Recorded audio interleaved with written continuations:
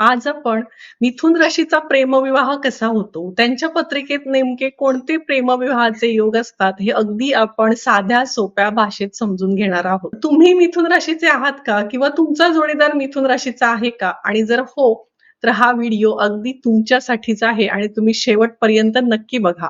कारण आजच्या या व्हिडिओमध्ये तुम्हाला तुमच्या प्रेमविवाहाबद्दल खूप महत्त्वाच्या गोष्टी समजणार आहेत. आणि आपण जर खरं सांगायला गेलो तर प्रेमविवाह हा आपल्या नशिबाचा भाग असतोच आणि तो तुमच्या पत्रिकेत अगदी स्पष्ट दिसत असतो. फक्त तो कसा पाहायचा हे आपल्याला जर माहिती असलं तर आपलेच पत्रिकेमध्ये आपण बघू शकतो. आता सगळ्यात आधी एक आपण प्रेमविवाहाचा बेसिक नियम समजून घेऊया. पत्रिकेतलं जे 5वं स्थान आहे त्याच्यावरून आपण प्रेम, प्रणय, आकर्षण आणि या प्रेम प्रणयाच्या ज्या भावना असतात त्या आपण पंचम स्थानावरून पाहतो. सप्तम स्थानावरून काय पाहतो तर तुमचा विवाह कसा होईल, विवाह कोणाशी होईल, तुमचा जोडीदार कोण असेल हे आपण सप्तम स्थानावरून पाहतो. आणि जेव्हा पंचम आणि सप्तमाचा एकमेकांशी संबंध येतो तेव्हा तुमच्या पत्रिकेत प्रेमविवाहाचे योग हे तयार होतात. आता याच स्थानांबरोबर आपण हे पंचम आणि सप्तम ही स्थानं बघतो. त्याच्याबरोबर तृतीय स्थान आहे, लाभस्थान आहे म्हणजे एकादश स्थान आहे, दुसरं द्वितीय स्थान आहे. याही स्थानांचा आपल्याला प्रेमविवाहासाठी विचार करावा लागतो. कारण जे प्रेमविवाह करण्यासाठी धाडस असतं, पराक्रम जो लागतो तो आपल्याला तृतीय स्थानावरून बघावा लागतो आणि तुमची इच्छा पूर्ती होईल की नाही हे आपल्याला 11व्या स्थानावरून म्हणजे लाभस्थानावरून पाहावं लागतं. आणि मुख्य म्हणजे कुटुंब असतं, तर कुटुंबाचा सहभाग द्वितीय स्थानावरून म्हणजे कुटुंब स्थान द्वितीय स्थानाला कुटुंब स्थान म्हटलेलं आहे. त्याच्यामुळे द्वितीय स्थानावरून आपण कुटुंबाचा सहभाग असेल की नाही याचा विचार हा द्वितीय स्थानावरून होतो. आता जर आपल्याला मिथुन राशीबद्दल बोलायचं तर मिथुन रास ही बुध ग्रहाची राशी आहे. त्यामुळे निश्चितच हे लोक अतिशय बुद्धिमान असतात, बोलके असतात, खेळकर असतात आणि अतिविचार करणारे असतात. पण इथे काय आहे की एक महत्वाची गोष्ट लक्षात घ्यायची म्हणजे की हे लोक विचार करताना किंवा निर्णय घेताना अनेक वेळा गोंधळतात. एकाच वेळी त्यांच्या समोर 2 ऑप्शन असतात, 2 पर्याय असतात. कारण ही द्विस्वभावी रास आहे त्याच्यामुळे हे निवडायचं की ते निवडायचं ही निवड जी करणं आहे ती त्यांना अत्यंत कठीण होतं. त्याच्यामुळे इथे तुम्ही ज्योतिषांची, तज्ञांची मदत नक्की घेऊ शकता. मिथुन राशीच्या लोकांचा जर आपण आयुष्याचा जर विचार केला तर त्यांच्या आयुष्याचा एक वेगळाच पॅटर्न दिसतो. कारण काय होतं, कारण यांच्या म्हणजे तुम्ही जर मिथुन राशीचे असाल तर तुम्ही नक्की कमेंट करा. कारण काय होतं अनेक वेळा एकाच वेळेला 2 व्यक्ती यांच्या आयुष्यात आलेल्या असतात आणि यांचं मन त्यामुळे सतत द्विधा अवस्थेत राहतं की नेमकं कोणाला निवडायचं. आता आपण मिथुन राशीच्या पत्रिकेतील काही प्रेमविवाहाचे योग पाहूया की ज्याच्यावरून तुम्ही ठरवू शकता की माझी पत्रिका प्रेमविवाहाची आहे की अरेंज मॅरेजची आहे. जर मिथुन राशीच्या पंचम स्थानात गुरु महाराज विराजमान असतील आणि त्याची जर शुक्रासोबत युती असेल तर इथे प्रेमविवाहाचे योग हे अतिशय स्ट्रॉंग झालेले असतात. आणि हीच जर युती इतर स्थानात असेल तरी सुद्धा प्रेमविवाहाचे योग हे असतातच, पण त्याचे परिणाम त्या स्थानावरून वेगवेगळे बदलत असतात. कारण हीच जर युती पहिल्या स्थानात असेल म्हणजे लग्न स्थानात असेल तर व्यक्ती काय करते, आपलं जर प्रेमविवाहाचा जर योग असेल म्हणजे कोणतरी पार्टनर त्यांच्या आयुष्यात असेल तर स्वतःच्या निर्णयावर हे अतिशय ठाम असतात आणि प्रेमविवाह इथे घडतोच.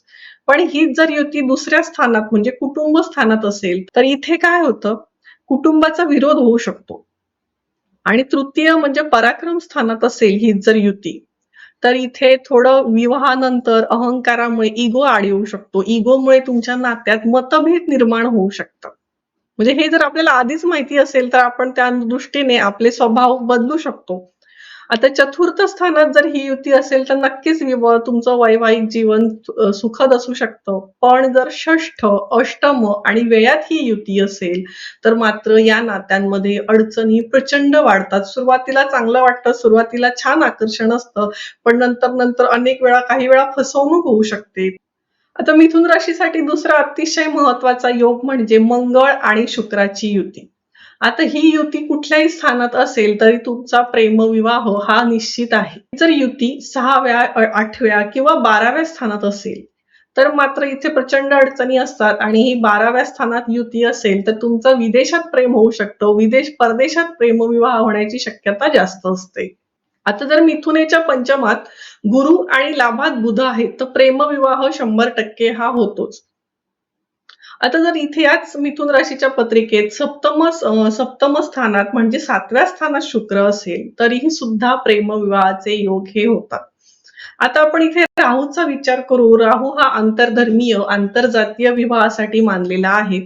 तर मिथुन राशीच्या बाबतीत जर राहूचा प्रभाव आला, इथे जर त्यांचे योग होत असतील तर इथे वेगळ्या पार्श्वभूमीचे विवाह होण्याची शक्यता असते. म्हणजे आता समलैंगिक विवाह आहे, असे बरेच ऑप्शन आहेत. तर थोडं इथे फसवणुकीचा धोका होऊ शकतो. त्याच्यामुळे खूप विचार करून, खूप सांभाळून, मॅच मेकिंग करून म्हणजे गुणमेलन करून आपण जर लग्न केलं तर 100% नातं हे म्हणजे आपण विचार करू शकतो, की बाबा खरंच इथे पुढे जायचं की नाही या नात्यामध्ये.